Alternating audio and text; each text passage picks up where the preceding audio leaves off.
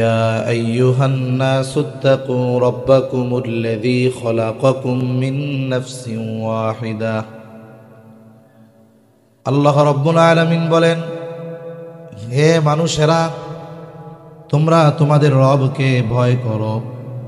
বলে, কোন রব? যিনি তোমাদেরকে একটি প্রাণ থেকে সৃষ্টি করেছেন, একটি প্রাণ থেকে।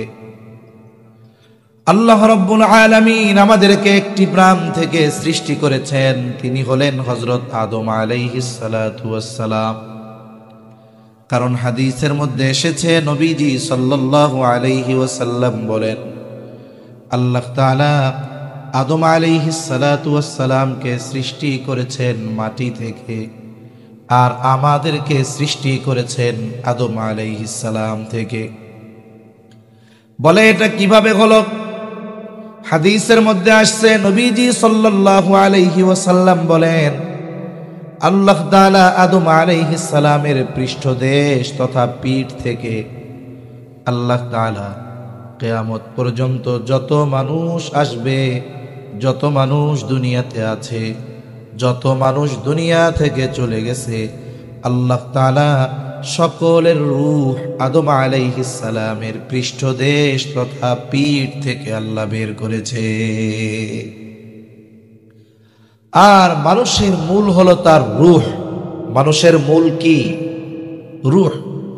কারণ এই দেহ যত সুন্দর হোক, একটা মানুষ যত উচ্চ শিক্ষিত হোক, যত উচ্চ বংশীয় হোক, দেহ থেকে রূহ যখন বের হয়ে যায়, আপনজন প্রিয়জন এই চিন্তা করে না যে দেহটাকে আমরা সংরক্ষণ করে বাড়িতে রাইখা দেই। কি করে? বলে, যথাদ্রুত সম্ভব তারা চেষ্টা করে যে এই দেহটাকে গোসল দিয়ে কাফন পরিয়ে যত তাড়াতাড়ি সম্ভব কবরস্থ করে দেওয়ার জন্য। ঠিক কিনা বলে? এটাই বাস্তবতা, ওটাই হলো মানুষের মূল। বলে, রূহ হলো আমাদের মূল। এই দৃষ্টিকোণ থেকে আল্লাহ তাআলা কোরআনুল কারীমের মধ্যে আরো জানায় দেন, ওয়া খালাকা মিনহা যাওজাহা ওয়া বাসসা মিনহুমা রিজালান কাসীরান ওয়া নিসাআ। আল্লাহ তাআলা বলেন, তিনি আদম আলাইহিস সালাম থেকে তার সঙ্গিনীকে বাহির করেছেন। প্রথম বিষয় মনে রাখতে হবে, একটা হলো রূহ আর একটা হলো দেহ। আল্লাহ তাআলা রূহ বের করেছেন শুধুমাত্র আদম আলাইহিস সালাম থেকে। দেহটা কিভাবে আসলো? আল্লাহ তাআলা বলেন, ওয়া খালাকা মিনহা যাওজাহা, তিনি তার থেকে তার জোড়াকে সৃষ্টি করলেন, বাহির করলেন, সৃষ্টি করলেন তার জোড়া। এইবার এই দুইজনের মাধ্যমে আল্লাহ তাআলা ওয়া বাসসা মিনহুমা রিজালান কাসীরান ওয়া নিসাআ, এই দুইজনের মাধ্যমে আল্লাহ তাআলা নারী পুরুষের বিস্তার ঘটাইছেন বিশ্বব্যাপী। তাহলে আমাদের মূল কি? জোরে বলেন। রূহ। জোরে বলেন, মূল কি? রূহ। সকলের রূহ বের হইছে কার থেকে? আদম আলাইহিস সালামের থেকে। আবার আল্লাহ তাআলা আদম এবং হাওয়া আলাইহিমুস সালাম এই দুইজনের মাধ্যমে আমাদের এই দেহ গড়ন, এই আকৃতি, নারী বা পুরুষ, এগুলো আল্লাহ তাআলা এই দুইজনের মাধ্যমে সিস্টেম করা শুরু করছেন। এই দুইজনের মাধ্যম দিয়ে শুরু করে গোটা বিশ্বব্যাপী নারী আর পুরুষের বিস্তার আল্লাহ তাআলা ঘটিয়েছেন। শুধু তাই না, আল্লাহ তাআলা আরেক জায়গায় বলেন, ওয়াজআলনাকুম শুউবান ওয়া ক্বাবাইলা লিতাআরাফু। আল্লাহ তাআলা শুধু নারী পুরুষ সৃষ্টি করেছেন এই দুইজনের মাধ্যমে এমনটা নয়, আল্লাহ তাআলা বিভিন্ন বংশ গোত্রে আমাদেরকে বিভক্ত করেছেন। কেন? আল্লাহ তাআলা বলেন লিতাআরাফু, যেন তোমরা পরস্পর পরস্পরকে চিনতে পারো। এরপরে আল্লাহ তাআলা মানব জাতির সম্মানের মানদণ্ডের কথা বলে দিয়েছেন। অনেকে মনে করে আমি উচ্চ বংশীয় মানুষ, আমি মনে হয় মর্যাদাপূর্ণ। আবার অনেকে মনে করে আমার বংশ নিচু, আমি মনে হয় মর্যাদা কম। কিন্তু আল্লাহ তাআলা সম্পদ, শিক্ষা, বংশ এগুলোর মাধ্যমে সম্মানের মাপকাঠি নির্ধারণ করেন নাই। আল্লাহ তাআলা এরপরে জানায়া দিলেন ইন্না আকরামাকুম ইনদাল্লাহি আতকাকুম। আল্লাহ তাআলা বিভিন্ন গোত্র বংশ এগুলো আল্লাহ তাআলাই করেছেন। একজন উচ্চবংশীয় মানুষ অহংকার করার সুযোগ নাই, কারণ তাকে উচ্চবংশীয় মানুষ বানাইছেন কে? আরেকজন নিম্নবংশীয় মানুষ, তার নিজেকে ছোট ভাবার কারণ নাই, কারণ আল্লাহ তাআলাই তাকে বানিয়েছেন। বলে একজনের চামড়া হলো সুন্দর সাদা, অহংকার করার কারণ নাই, কারণ আল্লাহ তাআলাই তাকে সুন্দর বানিয়েছেন।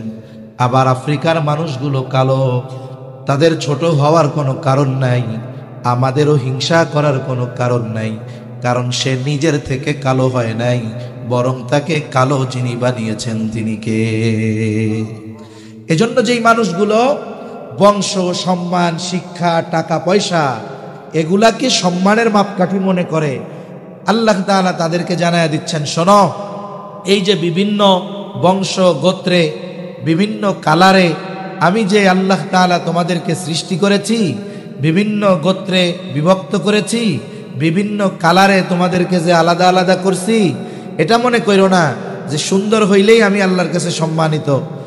বরং আল্লাহ তাআলা এর পর জানিয়ে দিয়েছেন ইন্না আকরামাকুম ইনদাল্লাহি আতকাকুম, তোমাদের মধ্যে আল্লাহ তাআলার কাছে সম্মানিত কে? বলে যার যত বেশি তাকওয়া সে তত বেশি সম্মানিত। সুবহানাল্লাহ। তাহলে প্রথমে আমরা বলতেছিলাম যে মানুষের সাথে মানুষের সৃষ্টিগত একটা সম্পর্ক আছে। এই সৃষ্টিগত সম্পর্ক সবার সাথে সবার আছে, সব ধর্মের মানুষের সাথে আছে। কিন্তু আল্লাহ তাআলা দুনিয়ায় পাঠানোর পর আরেকটা সম্পর্ক রেখেছেন, বলে সেটার নাম হলো ঈমানি সম্পর্ক। সেটার নাম কি? ঈমানি সম্পর্ক। মনে রাখবেন, ঈমানের সম্পর্ক এতটা মজবুত, ঈমানি বন্ধন এতটা মজবুত, আল্লাহ সুবহানাহু ওয়া তাআলা রাসূলুল্লাহ সাল্লাল্লাহু আলাইহি ওয়াসাল্লাম হাদিসের মধ্যে, আল্লাহ তাআলা কোরআনুল কারীমের মধ্যে এই ঈমানি বন্ধনওয়ালা মানুষগুলাকে পরস্পর ভাই বলে অভিহিত করেছেন। সুবহানাল্লাহ বলে। ঈমানি বন্ধনের ভাই যে অনেক সময় আপন ভাইয়ের চাইতে তার সাথে সম্পর্ক বেশি থাকে। কেন?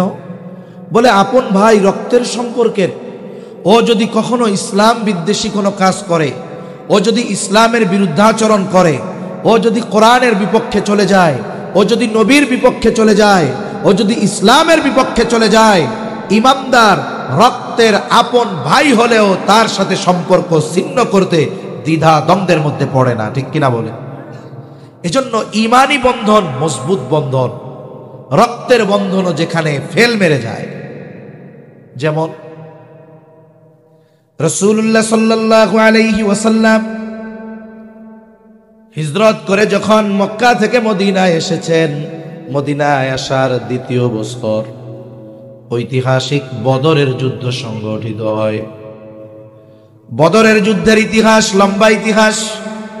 প্রথম অবস্থায় মূল কথা হলো, বদরের মতো বড় যুদ্ধ কাফেরদের সাথে হওয়ার কথা ছিল না, সম্ভাবনাও ছিল না।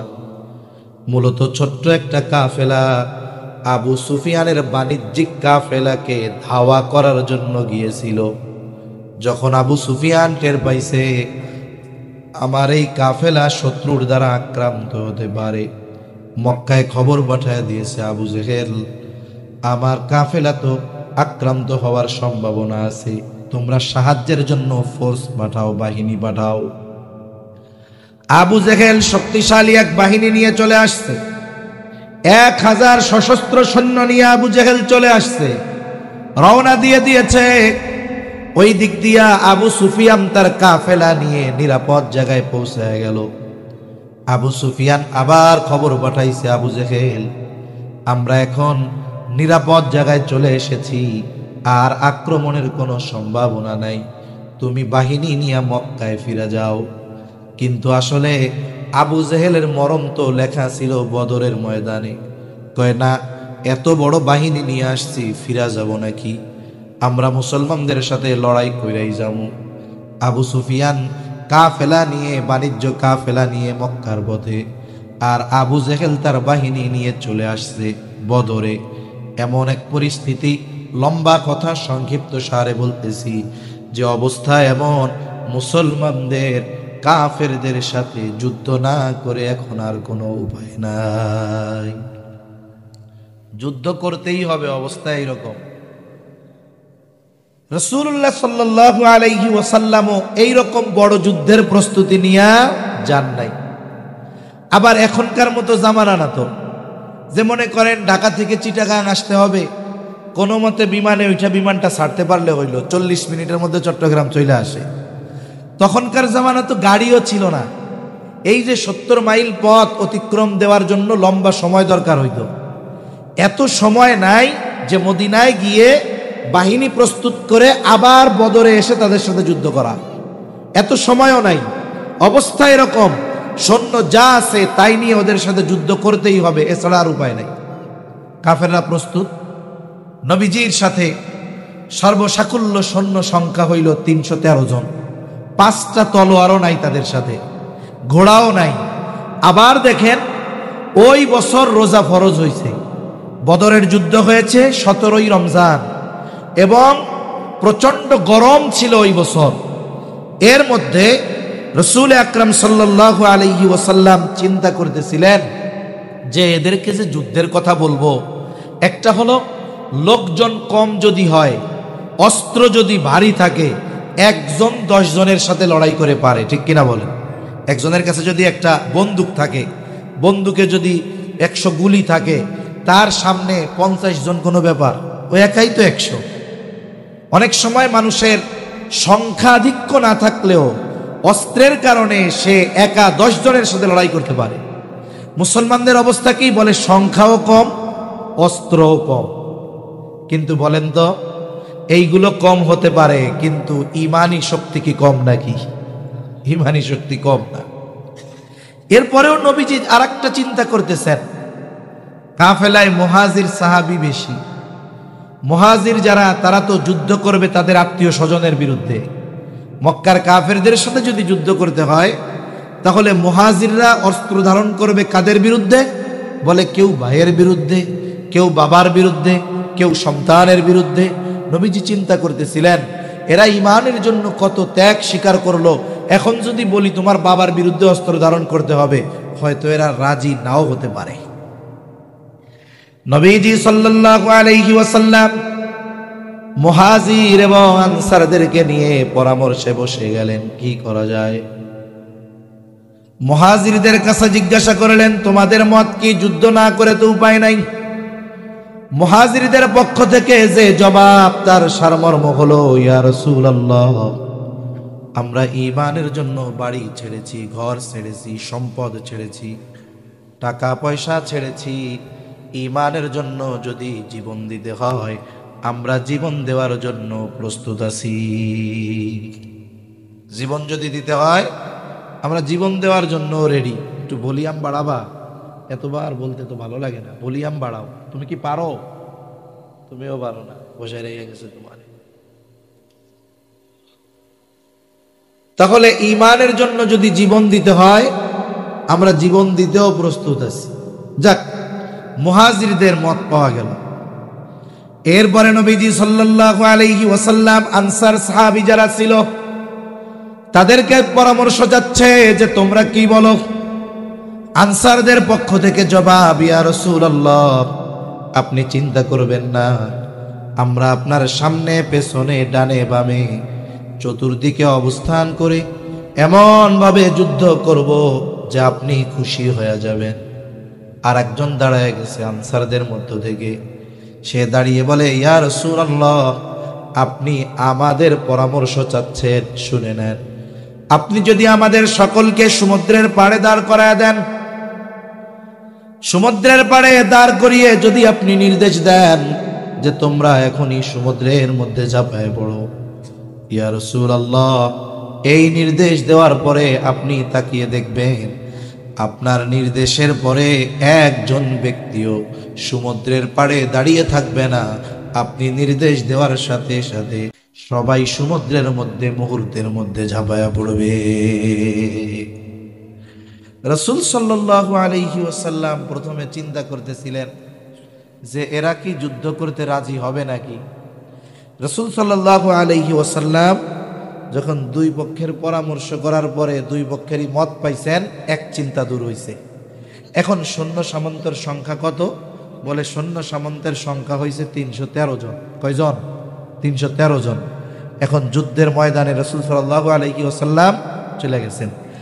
এই 313 জনের মধ্যে একজন সাহাবী, স্পেশালভাবে জান্নাতের সুসংবাদ প্রাপ্ত 10 জনের একজন, ওনার নাম হলো আবু উবায়দা ইবনুল জাররাহ রাদিয়াল্লাহু তাআলা আনহু। উনিও যুদ্ধের ময়দানে কাফেরদের সাথে যুদ্ধ করতেছে। হঠাৎ খেয়াল করে দেখে কাফেরদের পক্ষে, মুসলমানদের বিপক্ষে যুদ্ধ করার জন্য তার বাবা জাররাহ কাফেরদের পক্ষে যুদ্ধ করার জন্য আসছে। এইবার আবু উবায়দা তার বাবা জাররাকে বারবার খেয়াল করতেছে যে সে কি করে। একবার সে খেয়াল করলো জাররাহ নবীজির উপরে আক্রমণ করার জন্য টার্গেট নিচ্ছে। আবু উবায়দা গিয়া তার বাবা জাররাকে প্রতিহত করে দিল, সরায়া দিল। দ্বিতীয়বার আবার খেয়াল করে জাররাহ নবীজির উপরে আক্রমণ করার জন্য সুযোগ খুঁজতেছে। আবু উবায়দা টের পায়া আবার বাপরে সরায়া দিছে। তৃতীয়বার আবার খেয়াল করে যে আবু উবায়দার বাবা জাররাহ নবীজির উপরে আক্রমণ করার জন্য চেষ্টা করতেছে। এইবার আবু উবায়দার ধৈর্যচ্যুত হয়ে গেল। এবার আর বাবাকে সে সুযোগ দেয় নাই, বাবার সাথে লড়াইয়ে লিপ্ত হয়ে গেছে। লড়াইয়ের এক পর্যায়ে আবু উবায়দা নিজের বাবাকে দুনিয়া থেকে চিরতরে বিদায় করে দিয়েছে। সম্পর্ক কি? বাপ আর ছেলে। আমার বলার মূল উদ্দেশ্য যেটা ছিল, ইমানি বন্ধন কত মজবুত এক বন্ধন। বলে বাপ যদি ইসলামের বিপক্ষে চলে যায়, ইমানদার বাবাকেও ছাড় দিতে রাজি নয়। এজন্য সৃষ্টিগত বন্ধনের চাইতে ইমানি বন্ধন, এটার পাওয়ার বেশি। এটার সম্পর্ক কি? বলে এই মুমিন যারা, এরা পরস্পর পরস্পর ভাইয়ের মতো। আবু উবায়দা ইবনুল জাররাহ রাদিয়াল্লাহু তাআলা আনহু সাইজ করে দিছে। এই ঘটনা সহ আরো কয়েকটা ঘটনাকে কেন্দ্র করে আল্লাহ তাআলা কোরআনুল কারীমের মধ্যে আবু উবায়দা ইবনুল জাররাহর প্রশংসা করছে। সুবহানাল্লাহ বলে। তাহলে বোঝা গেল ইমানি সম্পর্কের মূল্য বেশি না কম? এখন বলেন, ইমানের কারণে আমাদের মধ্যে যেই সম্পর্কটা, এই সম্পর্কটা তো সুন্দর এক সম্পর্ক হওয়ার কথা ছিল। পারস্পরিক হৃদ্রতা, মোহাব্বত, ভালোবাসা, একে অপরের প্রতি আন্তরিকতা সর্বোচ্চ থাকার কথা ছিল, ঠিক কিনা বলেন? কিন্তু আফসোস, এই পৃথিবী থেকে অমুসলিমদের কথা বাদ দেন, আমরা মুসলমানদের মধ্যে কত দ্বন্দ্ব। এক মুসলমান অপর মুসলমানকে কষ্ট দিচ্ছে, বকা দিচ্ছে, হত্যা করে ফেলতেছে, দ্বিধাদ্বন্দ্বের মধ্যে পড়তেছে না। আর এক মুসলমানকে কষ্ট দেওয়া তার নিজের কাছে খারাপও লাগতেছে না, অথচ সে নিজেকে পাক্কা মুসলমান দাবি করতেছে। কিছু বিষয় আছে দাবি করার বিষয় নয়। মনে করেন একজন একেবারে তার চেহারাটা পুরা কড়াইয়ের কালির মতো কালো। মনে করেন লোকটা কি কালো, কথা বুঝেন তো? আমাদের এলাকায় আছে অনেকের নাম রাখে দলা মিয়া। দলা মানে কি গন্ধ? সাদা সাদা। এখন তার চেহারা হইল পুরো কালা, নাম দিছে দলা মিয়া। এখন ও যদি বলে, আরে মিয়া আমি হলাম দলা, কেন? আমার আব্বা মা নাম রাখছে না দলা। এখন বলেন তো বাস্তবে সে কি দলা নাকি? যতই নিজেরে বলুক আমি দলা মিয়া বা সাদা মিয়া, কিন্তু চামড়া তো তার কালো। তাহলে বোঝা গেল প্রকৃতপক্ষে সাদা হওয়ার জন্য দাবি করলে হবে না। যদি তার চামড়াটা সাদা হইতো, নাম যদি কালা মিয়াও হইতো, মানুষ তারে সাদা কইতো, ঠিক কিনা বলেন? তার মানে অনেকে মনে করে মুসলমান এটা শুধু দাবির বিষয়, কিন্তু বিষয়টা এমন নয়। আমার মধ্যে মুসলমানের কোয়ালিফিকেশন থাকতে হবে, মুসলমানের যোগ্যতা থাকতে হবে। আমার মধ্যে যদি মুসলমানের সেই কোয়ালিটিগুলো না থাকে, কোয়ালিফিকেশনগুলো না থাকে, আমি যতই চিল্লাই না কেন আমি মুসলমান, আমি ভালো মানুষ, আমি দিনদার, আমার দাবি করতে পারি আমি, কিন্তু বাস্তবে মুসলিম দিনদার হওয়া আমার জন্য সম্ভব নয়। এজন্য নবীজি সাল্লাল্লাহু আলাইহি ওয়াসাল্লাম প্রকৃত মুসলমান কারা তাদের কথা নবীজি জানিয়ে দেন। নবীজি সাল্লাল্লাহু আলাইহি ওয়াসাল্লাম বলেন, আল মুসলিমু মান সালিমাল মুসলিমুনা মিন লিসানিহি ওয়া ইয়াদিহি। নবীজি সাল্লাল্লাহু আলাইহি ওয়াসাল্লাম বলেন, প্রকৃত মুসলমান হলো সে, বলে যার হাত, জবান এবং হাতের অনিষ্ট থেকে অপর মুসলমান নিরাপদ থাকে। আমার জবান এবং হাতের অনিষ্ট থেকে অপর মুসলমান যদি অনিরাপদ থাকে, তাহলে আমি প্রকৃত মুসলমান হতে পারি নাই। আমি যত নামাজ রোজা করি না কেন, আমি যত ইবাদত করি না কেন, আমি যদি অপর মুসলমানকে কষ্ট দেই কথার দ্বারা, আমার হাতের দ্বারা, অঙ্গ প্রত্যঙ্গের দ্বারা, বলে কাজ হবে না। নবীজির কাছে দুইজন মহিলার কথা নিয়ে আসা হয়েছে। বলা হচ্ছে, ইয়া রাসূলুল্লাহ সাল্লাল্লাহু আলাইহি ওয়াসাল্লাম, একজন মহিলা সে কোনো ইবাদত বাদ দেয় না, ফরজ ইবাদতের সাথে সাথে অতিরিক্ত সব নফল ইবাদতগুলো করে, কিন্তু তার একটা বদ অভ্যাস, সে প্রতিবেশীকে কষ্ট দেয়।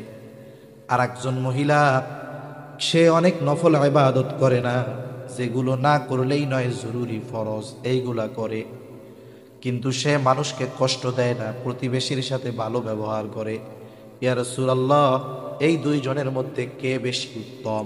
নবীজি বলেন, ইবাদত যে কম করে, মানুষের সাথে ভালো ব্যবহার করে, নবীজি বলেন ওই মহিলা বেশি উত্তম।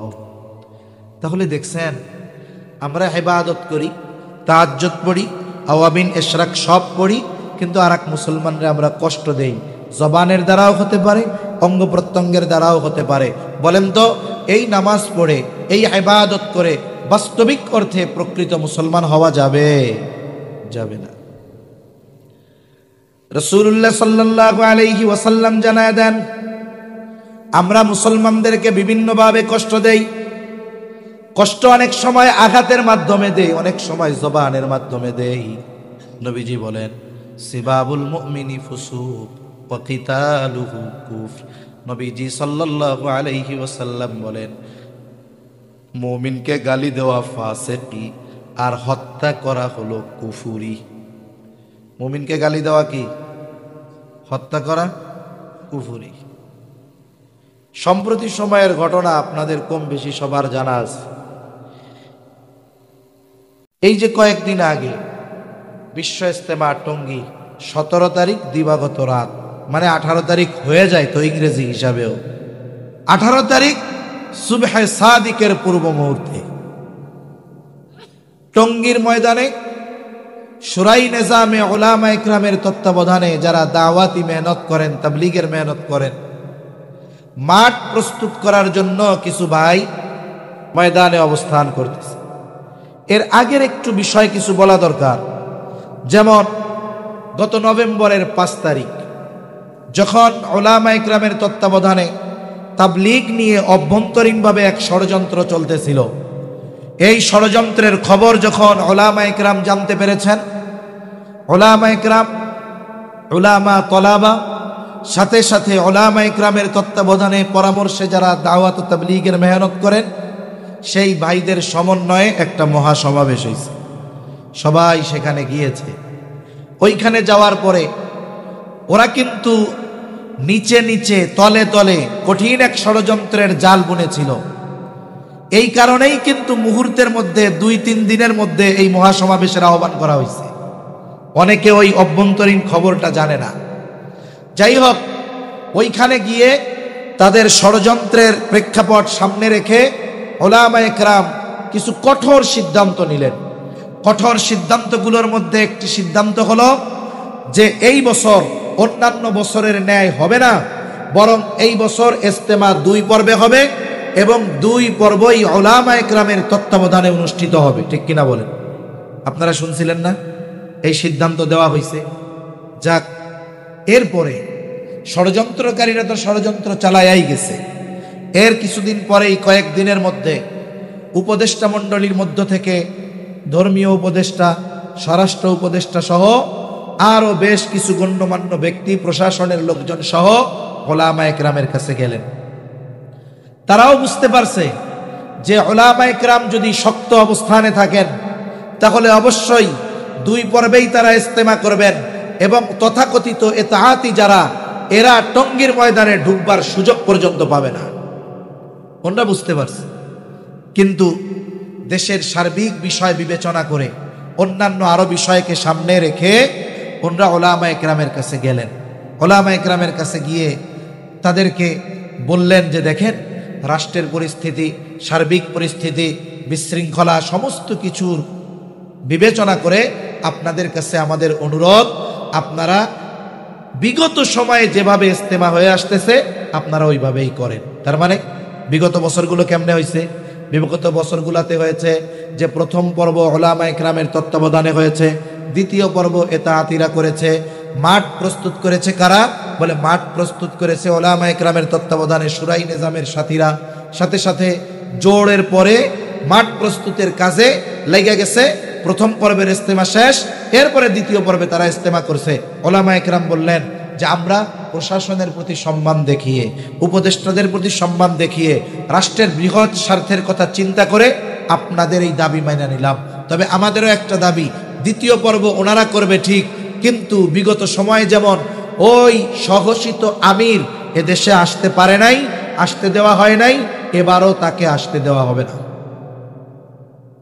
উপদেষ্টা মণ্ডলী, প্রশাসন বলছে আচ্ছা ঠিক আছে, ধন্যবাদ জানায় তারা চলে গেল। এখন দেখেন প্রথম বিষয়, উলামায়ে কেরাম শক্ত অবস্থানে ছিলেন যে 2 পর্বই তারা করবেন, কিন্তু উপদেষ্টা মণ্ডলী, প্রশাসন এবং রাষ্ট্রের প্রতি সম্মান দেখিয়ে সার্বিক বিষয় বিবেচনা করে ওই অবস্থান থেকে তারা সরে আসলেন। বলেন তো, এটা কি উলামায়ে কেরামের দুর্বলতা ছিল না উদারতা ছিল? নিঃসন্দেহে উদারতা। যে মানুষগুলো উদারতাকে দুর্বলতা ভাবে, আসলে এরা বলদ, এরা বোকা। যখন উলামায়ে কেরাম সিদ্ধান্ত থেকে সরে আসছে, ওরাও অভ্যন্তরীণভাবে চিন্তা করতেছে তাইলে আমরাও যদি আর একটু চাপ দিতে পারি, তাইলে আমরাও ইস্তেমার ময়দানে আগে গিয়া জোর কইরা ওইখানে অবস্থান নিয়ে ইস্তেমা করব, সাথে সাথে আমরা সাদ কান্দলবিকেও আনতে পারবো। ওরা মনে করছে প্রশাসনের চাপে ভয়ে উলামায়ে কেরাম 2 পর্বের ইস্তেমা থেকে দূরে সরে আইসা 1 পর্বে রাজি হয়েছে। আসলে কি বিষয়টা তাই ছিল নাকি? রাষ্ট্রের কথা বিবেচনা করে, প্রশাসনের প্রতি রেসপেক্ট দেখিয়ে, এদিক দিয়ে ওরা আবার সমন্বয়ক যারা আছে, ছাত্র এদের নেতা যারা আছে, ওদেরকে ভুলভাল বুঝায়া ওই টঙ্গীর ইস্তেমার ময়দানে যেখানে অবস্থান করতেছিল শুরাই নিজামের সাথীরা, যারা মাঠ প্রস্তুত করতেছিল, ওরা চিন্তা করছে ওদেরকে হটায়া ওই জায়গায় জোড় করার নামে ঢুইকা মাঠ দখল দিয়ে দিবে, এই ইচ্ছা তাদের। বুঝাইছে কাদের? বুঝাইছে গিয়া হাসানাত, আব্দুল্লাহ, সার্জিস আলম সহ যারা নেতৃত্ব স্থানীয় ছাত্র বৈষম্য আন্দোলনের আছে, এদেরকে বুঝাইছে। যাক, এরাও মোটামুটি তাদের সাথে কথা বলছে যে আচ্ছা ঠিক আছে, আপনাদের বিষয়গুলো জানলাম, যেহেতু এই জায়গায় দ্বিপাক্ষিক একটা বিষয় আছে, গভীর রাত 1টা-1.5টার দিকে ওই টঙ্গী থেকে তাদের সাথে আলোচনা করে ওরা আসছে গিয়া কাকরাইলে উলামায়ে কেরামের সাথে আলোচনা করবে যে পরিস্থিতি তো এই, এদেরকে একটু সুযোগ দেওয়া যায় কিনা। এদিক দিয়ে ওরা আবার ওদের বলে রাখছে যে শুনেন, আমরা চূড়ান্ত কোনো সিদ্ধান্ত দেওয়ার আগে আপনারা মাঠে ঢুকবেন না। এই বিষয়টা প্রশাসনও জানে, ছাত্র নেতারাও জানে, অন্যান্য সবাই জানে।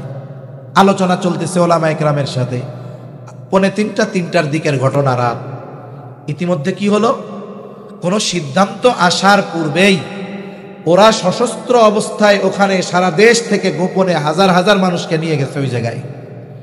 ওই রাত্রে আবার আমি এক জায়গা থেকে, কুমিল্লা থেকে প্রোগ্রাম করে রাতের বেলায়, পরের দিন 18 তারিখ দুপুর বেলায় প্রোগ্রাম ময়মনসিংহ ফ্লাইওভারের উপর দিয়ে যাচ্ছি, ইস্তেমার পাশেই যে ফ্লাইওভার, স্টেশন রোডের উপর দিয়া। ওখানে দেখলাম হাজার হাজার মানুষ রোডের পশ্চিম পাশে দাঁড়িয়ে ময়দানের দিকে তাকায় আছে, কি জানি দেখে। আমরা তো রানিং গাড়িতে, ছোট গাড়ি, কিছু দেখাও যায় না, বুঝতে পারতেছি না। তখন যে ওইখানে ওই কাহিনী ঘটতেছে সেটা আমরা তখনও জানি না।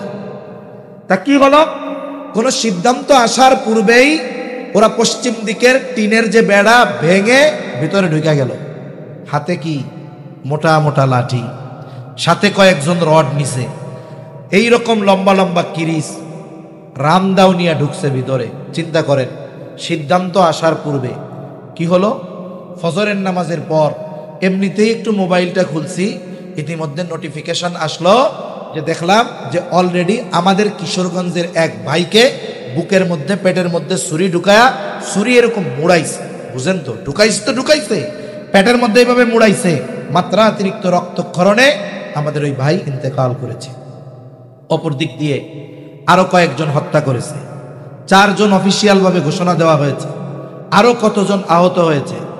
একটু চিন্তা করেন, 2018 সালে 1 ডিসেম্বর এই অকারেন্স তারা একবার করেছিল। এরপরে তারা যখন ক্ষমা চাইছে, মাফ করে দেওয়া হয়েছে, চুপচাপ স্বাভাবিক গতিতে আবার চলতেছিল। আবার এদেরকে কারা উস্কানি দিয়ে দেশের পরিবেশকে অস্থিতিশীল করার জন্য, এই পরিবেশকে অশান্ত করার জন্য কারা উস্কানি দিল, কাদের উস্কানিতে এগুলো তারা করলো, এই বিষয়টা আমাদের দাবি প্রশাসন নিখুঁতভাবে খুঁজে বের করে উস্কানিদাতা সহ এই অপরাধের সাথে যারা জড়িত তাদেরকে যথোপযুক্ত শাস্তি দিতে হবে, ঠিক কিনা বলে। এখন কি হইল, ওরা তো ভেতরে ঢুকে গেছে, অপর দিক দিয়ে ওদের কাছে ফোন আসছে যে কাহিনী তো এই, গ্যাঞ্জাম শুরু হয়ে গেছে ভিতরে। যারা ছিল ময়দানে তারা কেউ ঘুমে, কেউ তাহাজ্জুদ পড়তেছে, অল্প কিছু সাথী পাহারা দিচ্ছে। এইভাবে ঘুমন্ত নিরস্ত্র মানুষগুলাকে নির্মমভাবে পিটিয়ে হত্যা করে আহত করে মাঠ থেকে বের করা হয়েছে। এক ভাই প্রত্যক্ষদর্শী জেনারেল মানুষ, উনি বক্তব্য দিচ্ছেন যে এখানে ওরা যখন ঢোকার পরে আমাদের সবার মোবাইল নিয়ে গেছে, টাচ ফোন প্রায় 100-র মতো, বাটন ফোন প্রায় 200-250 নিয়া ব্যাগের মধ্যে ভরছে। বলে আহা, একজনকে পিটাইতে দেখলাম মোটা লাঠি দিয়ে, এত পরিমাণ পিটাইছে যে তার পাটা ভেঙে গেছে, হাড্ডি ভেঙে রক্ত শুধু না, বলে রক্তের মধ্যে যে হাড্ডির মধ্যে যে ক্যালসিয়াম আছে এইটা জোরে জোরে পড়তেছে। কি নৃশংস এক দৃশ্য যে এই মানুষগুলো যারা মানুষকে আল্লাহর পথে ডাকে, এই মানুষগুলো লাঠি হাতে এইভাবে মানুষকে পিটাইতে পারে, এটা আমরা কল্পনাও করতে পারি নাই। একটু চিন্তা করে দেখেন। উপরোক্ত কেন বলতেছি কথাগুলো, মুমিনকে হত্যা করা কুফরি, একটা গুনাহ, কবিরা গুনাহ। একজন কবিরা গুনাহ করে, কিন্তু গুনাহকে গুনাহ মনে করে যে এটা কবিরা গুনাহ, সে বিশ্বাস করে, আবার ওই গুনাহটা করে। তাহলে কি হবে? বলে গুনাহ করার কারণে সে পাপী হবে, তবে এই গুনাহকে কবিরা গুনাহ মনে করার কারণে সে বেঈমান হবে না। কথাটা বুঝতে পারছেন? কিন্তু আরেকজন একটা কবিরা গুনাহ করে না, মনে করেন মদ খাওয়া হারাম, একজন মদ খায়, মদকে হারাম জেনেই খায়, তাহলে তার বড় গুনাহ হলো ঠিক, কিন্তু সে বেঈমান হলো না। কিন্তু আরেকজন মদ খায় না, কিন্তু মদকে হারাম মনে করে না, তাহলে কি হবে? বলে তার ঈমান থাকবে কিনা সন্দেহ আছে, ঠিক কিনা বলেন? এই ইতাআতীদের একজন একটা বই লিখছে, বইয়ের মধ্যে সে লিখছে যে যারা সাদ কান্দলবিকে আমির মানে না, বলে এদেরকে হত্যা করা ওয়াজিব। নাউজুবিল্লাহ। লিখছে একজন আলেম, আব্দুল্লাহ মাসরুর কাসেমি নাকি তার নাম। এখন লিখছে যে যারা সাদ সাহেবকে আমির মানে না, এদের হত্যা করা কি, জোরে বলেন, ওয়াজিব, লিখছে তারা। এখন এই কথা যখন সাধারণ আওয়াম মানুষদেরকে শোনানো হয়েছে যে শোনো, এই এতাত সাধারণ এতাত না, ওনারা যদি আমির না মানো কত বড় অপরাধ, বলে হত্যাযোগ্য অপরাধ হয়। আওয়াম মানুষ তো বুঝে না, এই জন্য এরা এখন মনে করতেছে কি যে যারা সাদ সাহেবকে আমির মানে না তাদের হত্যা করা কি ওয়াজিব। এখন এই কাজ যদি করে তাহলে তো সওয়াব হবে, ঠিক না? এক ভাই বলতেছিলেন, উনি শুনছেন আর কি কোন এক ভিডিওর মধ্যে, ওরাও তো ভিডিও করছে কিছু, বলে ছাত্র তলাবা ওলামাদের পিটাইতেছে আর বলে শোন এরা হলো সব ওলামায়ে সু, এদেরকে মারলে সওয়াব হবে। এখন বলেন তো, যারা হত্যা করছে এরা যদি সত্যই ফজিলত মনে করে হত্যা করে থাকে, এমনি তো হত্যা করছে বড় গুনাহ হইল, আবার যদি ফজিলত মনে করে হত্যা করে থাকে, এখন এদের ঈমান আছে কিনা এটা নিয়েই তো সংশয় আছে। কথা কি বুঝাইতে পারি নাই মনে হয়? এজন্য বিষয় হলো ভাই, নবীজি সাল্লাল্লাহু আলাইহি ওয়াসাল্লাম বলেন সিবাবুল মুমিনি ফুসুকুন ওয়া কিতালুহু কুফর। এক মুমিন অপর মুমিনকে গালি দিবে, বলে এটা ফাসিকি, হত্যা করবে, বলে এটা হলো কুফরি কাজ। এই জন্য আমাকে আপনাকে সতর্ক থাকতে হবে। আমি আমার জবান দিয়ে কখনো কোনো মুমিন ভাইয়ের উপরে বকা দিব না, খারাপ আচরণ করব না, আবার কখনো আমি তার উপরে কখনো আঘাত করব না। কারণ নবীজি সাল্লাল্লাহু আলাইহি ওয়াসাল্লাম বলেন, এক মুসলমানের জন্য অপর মুসলমানের উপরে হারাম। কি বলে? ওই মুসলমানের সম্মান, ইরদুহু ওয়া মালুহু ওয়া দামুহু, তার সম্মান, তার মাল, তার রক্ত হারাম। তার মানে আমি যদি কোনো মুমিনের সম্মান নষ্ট করি তাহলে এটা কাজটা হারাম কাজ হবে।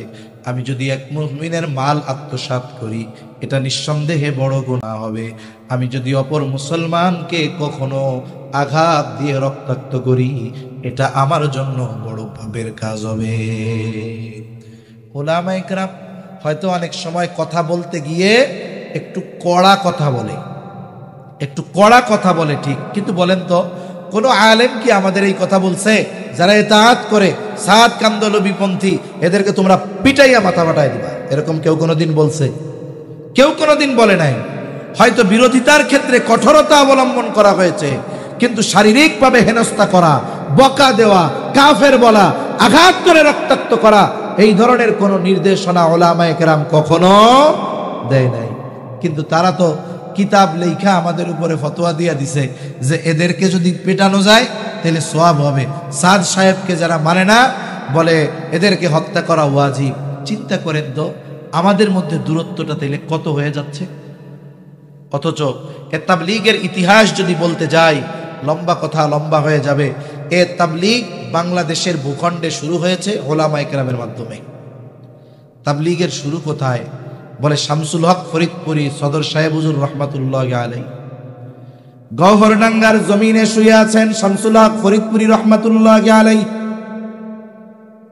ওনার মাধ্যমে বাংলাদেশে সর্বপ্রথম তাবলীগের কাজ শুরু হয়েছে। উনি আমির বানায় দিয়েছিলেন মাওলানা আব্দুল আজিজ রহমাতুল্লাহি আলাইহিকে। আর বাংলাদেশের প্রথম মার্কাজ ছিল বাগেরহাটের মোল্লাহাট থানার উদয়পুর মাদ্রাসায়, উদয়পুর গ্রামে। সদর সাহেব হুজুর রহমাতুল্লাহি আলাইহি খেয়াল করলেন যেহেতু এই কাজের বিস্তার এলাকা ভিত্তিক নয় বরং আন্তর্জাতিকভাবে বিস্তৃত, তাহলে আমাদের দেশেও যেহেতু এই কাজের বিস্তার অনেক হবে, এর হেড অফিস, কেন্দ্রবিন্দু বা মার্কাজ রাজধানীতে হওয়া দরকার। কারণ দেখবেন ফ্যাক্টরি চট্টগ্রামে, বলে এই ফ্যাক্টরির হেড অফিস গিয়া হইল ঢাকায়, তাই না? ফ্যাক্টরি হলো চট্টগ্রাম, হেড অফিস কোন জায়গায়? ঢাকায়। ছোট্ট একটা অফিস নিয়ে হেড অফিস বানায় রাখছে, ওইটাই কিন্তু মূল। ফ্যাক্টরি আছে চট্টগ্রামে কিন্তু ব্যবসা সব পরিচালিত হয় ঢাকা থেকে। কেন? বলে ঢাকা হলো বাংলাদেশের রাজধানী, এখান থেকে সারা দেশে পৌঁছানো, যোগাযোগ করা এগুলো সহজ। এজন্য সদর সাহেব হুজুর চিন্তা করলেন কি করা যায়, তাহলে আমাদেরও মার্কাজ ঢাকায় নিতে হবে। এই ফিকির থেকে বাংলাদেশের সর্বপ্রথম এই কাকরাইল মার্কাজ আর ইজতেমা হয় 1966 সালে।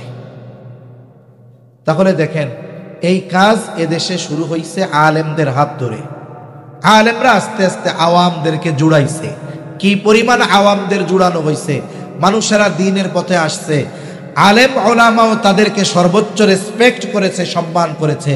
আমরাও দেখেছি, আমরা যখন মাদ্রাসায় পড়েছি, মাদ্রাসার মসজিদে জুমার দিন যিনি খতিব তিনি বড় শাইখুল হাদিস, বড় বুজুর্গ আলেম। হুজুরে জানানো হয়েছে, হুজুর দাওয়াত ও তাবলীগের সাথীরা এসেছে, জামাত এসেছে, তাবলীগ জামাত। উনি কি করছেন, নিজে ওই শুক্রবারের দিন বয়ান না করে ওই কাফেলার বা ওই দলের যিনি বিজ্ঞ ব্যক্তি আছেন অথবা আমির আছেন, ইঞ্জিনিয়ার সাহেব হোক আর ডাক্তার সাহেব হোক, উনি ডাইকা বলছেন আজকে আপনি বয়ান করেন। শাইখুল হাদিস সাহেব নিচে বৈশা, আমির সাহেব ইঞ্জিনিয়ার ডাক্তার, তাকে মেম্বারে উঠায় বসায় দিছে, উনি বয়ান করছে, নিচে বৈশা বৈশা শাইখুল হাদিস শুনছে। আসলে এই বিষয়গুলো ভালো, সাথে আমার মনে হয় কিছু মন্দ কাজও হয়েছে। যে যে স্তরের তাকে সেই স্তরে রাখতে হয়। আপনি যদি মাথায় উঠায় দেন ও মনে করবে আমি মনে হয় ওনার চাইতে বিজ্ঞ যোগ্য বেশি মনে হয়, এই জন্যই তো আমার নিচে উঠাইতে। অথচ আলেম ওলামাদের উদারতা ছিল, নিজে মেম্বার ছেড়ে একজন আওয়ামকে মেম্বারে বসাইছে। কেন? বলে মোহাব্বতের কারণে, ভালোবাসার কারণে। ঠিক কিনা বলেন? এটাকে এক গ্রুপ দুর্বলতা মনে করে নিয়েছে। তারপরে কি হইল, আস্তে আস্তে ওরাই নিজেরা ফতোয়া দেওয়া শুরু করছে, ওলামা একরামের সাথে যাওয়া যাবে না। কেন? বলে ওলামা একরাম আল্লাহর রাস্তায় সময় লাগায় না।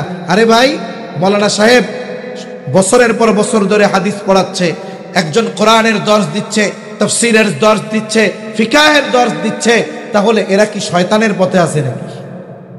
আছে কার পথে? জোরে বলেন, আল্লাহর পথে, আল্লাহর পথে। এজন্য ওলামা একরাম দেখলেন যে দিনের এই শোবা, এই শাখাটা আমার জেনারেল ভাই, দিনদার ভাইয়েরা সুন্দর মতো দায়িত্ব পালন করতেছে, তাহলে আমরা মাদ্রাসাগুলোই খেদমত করি, আমরা হাদিসের খেদমত করি, আমরা কোরআনের খেদমত করি, আমরা তাফসীরের খেদমত করি, আমরা ফিকহের খেদমত করি, উম্মতের মাসলা মাসাইলগুলো আমরা বর্ণনা করি। এই সুযোগে ওনারা একটা সময় আস্তে আস্তে লাইনচ্যুত হওয়া শুরু করছে। এক সময় তো বলাই শুরু করছে, বলে যে আলেম দাওরায়ে হাদিসের পরে এক সাল লাগায় না, ওই আলেমের কাছ থেকে ফতোয়া নেওয়া যাবে না।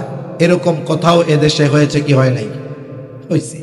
এই যে বিভ্রান্তমূলক কথা, উল্টাপাল্টা কথা যখন তারা বলা শুরু করছে, তখনই উলামা একরাম তাদেরকে সঠিক পথে আনার জন্য সংশোধনের বার্তা দিচ্ছে যে আপনারা ঠিক হয়ে যান, আপনারা নির্দিষ্ট গণ্ডির মধ্যে থাকেন, বাহিরের দিকে নজর দেওয়ার আপনাদের দরকার নাই। কিন্তু সমস্যা কি? শয়তান ওদেরকে বুঝাইতেছে, তোরা এত ইবাদত করস, তোরা আল্লাহর রাস্তায় সময় লাগাস, আরে বেটা এরা শুধু বয়া বয়া থাকে আর উল্টাপাল্টা কথা কয়। আস্তে আস্তে তাদের অন্তরে আলেমের বিদ্বেষ শয়তান আস্তে আস্তে ঢুকায় দিচ্ছে। এখন কি হইল? উলামা একরাম তাদেরকে পরিশুদ্ধ করার জন্য, সঠিক পথে আনার জন্য যখন তাদেরকে উপদেশ দেয়, নসিহত করে, তখন মনে করে এই আলেমরা আমাদের শুভাকাঙ্ক্ষী না, আমাদের হিতাকাঙ্ক্ষী না, এরা মনে হয় আমাকে জায়গা দখল নিতে চায়। বলেন তো, ওরা যদি ওদের সঠিক পথে থাকতো, তাহলে ওদের সাথে আমাদের এই দূরত্ব হইতো নাকি? দূরত্ব হইতো না। আমরা আমাদের চেয়ার ছেড়ে ওদেরকে চেয়ারে বসায় দিতাম বয়ান করার জন্য, ঈমান ইয়াকিনের কথা বলার জন্য। কিন্তু আফসোস, ওরা যখন লাইনচ্যুত হওয়া শুরু করেছে, উলামা একরাম যখন তাদের লাইনে আনার ফিকির করেছে, সোজা পথে চলার কথা বলেছে, আলেমদেরকে ওরা দুশমন মনে করে বসে আছে। এখন বলেন, এজন্য এই যে সরল মনা হাজার হাজার লাখো লাখো সাধারণ মানুষ যাদের দিমাগের মধ্যে ঢুকায় দেওয়া হলো, এই যে আলেম যারা এতাআতি যারা নয়, সাদ কামদুলবির এতাআত যারা করে না, এদেরকে মারলে সওয়াব হবে। বলেন তো, এই মানুষগুলো এই বিশ্বাস অন্তরে নিয়ে যদি জীবন যাপন করতে থাকে, ওলামা বিদ্বেষ, আলেমদের প্রতি বিদ্বেষ নিয়ে যদি জীবন যাপন করতে থাকে, হায় রে! ইবনুল কাইয়ুম জাওজি রাহমাতুল্লাহি আলাইহি বলেন, যেই মানুষগুলো অন্তরের মধ্যে উলামা ইকরামের প্রতি বিদ্বেষ রাখে, এমন কোন মানুষকে আমি ভালোভাবে মরতে দেখি নাই। এজন্য আমরা আলেম হইতে না পারি, কিন্তু উলামা ইকরামের প্রতি আমাদের জন্য কোনো বিদ্বেষ না থাকে। কারণ উলামা ইকরাম এ জাতির কল্যাণ চায়, উলামা ইকরাম ভালো চায়। আরে এই দেশে বিশৃঙ্খলা লাগায়া উলামা ইকরাম কোথায় যাবে? আপনাদের দেশের কোনো আলেমের কানাডায় 2-4টা বাড়ি আছে নাকি? জোরে বলেন, আছে? ইংল্যান্ডে আছে, আমেরিকায় আছে, কোথাও তার বাড়ি নাই। মানি লন্ডারিং করে না, টাকা পয়সা পাচার করে না। তার মানে এই দেশেই থাকতে হবে হুজুরদের, যেই দেশে তাদের থাকতে হবে সেই দেশে বিশৃঙ্খলা সৃষ্টি করা, এটা তো বোকামির কাজ। এজন্য আলেমরা চায় যে এই দেশ যদি শান্তিপূর্ণভাবে পরিচালিত হয়, এই দেশের মানুষ যদি দ্বীনের উপরে চলে, তাহলে আমাদের জন্যও ভালো। এই নিজের স্বার্থের কথা চিন্তা করে হলেও উলামা ইকরাম চান যে এই দেশ শান্তিপূর্ণ থাকুক, এই দেশ সঠিকভাবে দ্বীনের উপরে চলুক। সেজন্য মনে রাখবেন, উলামা ইকরাম জাতির কল্যাণ চায়, উলামা ইকরাম জাতির ভালো চায়। এরা কখনো জাতির অকল্যাণ চায় না। কিন্তু কিছু মানুষ রাষ্ট্রদ্রোহী, স্বৈরাচারের দোসর হয়ে, আর সরল মনা কিছু মানুষের অন্তরে আলেম ওলামাদের প্রতি বিদ্বেষ ঢুকায়া দিয়ে, দাওয়াত ও তাবলীগের নাম দিয়ে এই মানুষগুলো বিশৃঙ্খলা সৃষ্টি করার পায়তারা চালিয়ে যাচ্ছে। মনে রাখতে হবে, দাওয়াত ও তাবলীগের এই মোবারক মেহনত ষড়যন্ত্র করে কেউ বন্ধ করতে পারবে না। তবে এই দেশে যদি দাওয়াত ও তাবলীগের কার্যক্রম চলে, অবশ্যই অবশ্যই উলামায়ে হক্কানির তত্ত্বাবধানেই চলবে। ঠিক কিনা বলেন? সঠিক পথ নির্দেশনা উলামায়ে কেরাম দিবেন। এ ব্যাপারে চূড়ান্ত সিদ্ধান্তে ইনশাআল্লাহ উলামায়ে কেরাম গিয়েছেন। ইনশাআল্লাহ সামনেও এই সিদ্ধান্তের উপরে তারা অটল থাকবেন। আর আমরাও আল্লাহর কাছে দোয়া করি যে অস্থিরতা চলতেছে, এটা যেন দূর হয়ে যায়। সকলে বলি আমিন।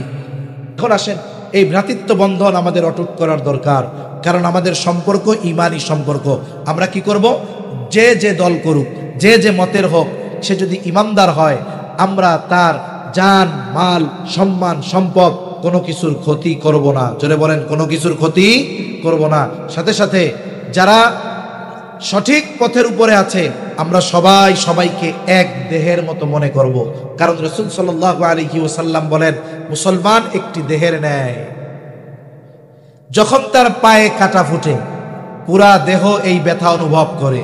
যখন মাথায় ব্যথা হয়, কষ্ট পায়, গোটা দেহ সেটাকে অনুভব করে।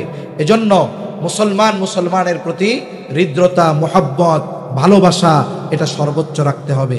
আর আমার দ্বারা কোনো মুমিন যেন জবানের দ্বারা কষ্ট না পায়, কোনো মুমিন যেন আমার হাতের দ্বারা কষ্ট না পায়, কোনো মুমিনের সম্মান যেন আমার কারণে বিনষ্ট না হয়, কোনো মুমিনের মাল যেন আমার কারণে বিনষ্ট না হয়। আমি আর একজন মুমিনের সম্মান হেফাজতের ব্যবস্থা করব। মুমিন যদি বিপদ আপদ মুসিবতে পড়ে, আমি তার জন্য সাহায্যের জন্য এগিয়ে যাব। তাহলে কি হবে? আল্লাহ রব্বুল আলামিনও আমাকে সাহায্য করবেন।